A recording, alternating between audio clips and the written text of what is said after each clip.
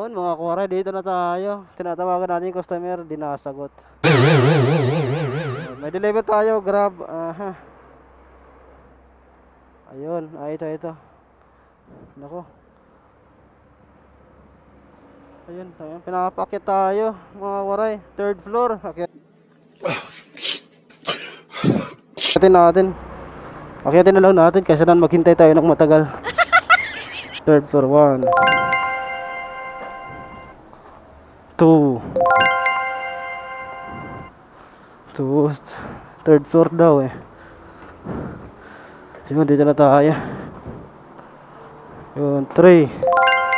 Yun, dito na tayo. Yes! Mapya.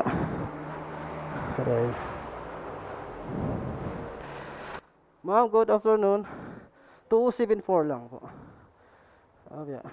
Thank you din po. Ayan, aray ko.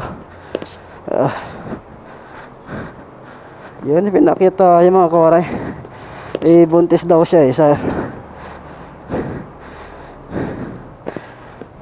Kapagod ah. Sir, pwede po sa third floor.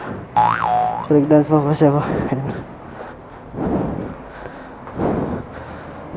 Ayan. Okay lang naman kasi na. Excuse naman kasi buntis daw siya eh. Sana all. Yun, ano naman problema niyan kahit umakyat pa tayo. Buntis daw yung customer natin mga kawaray.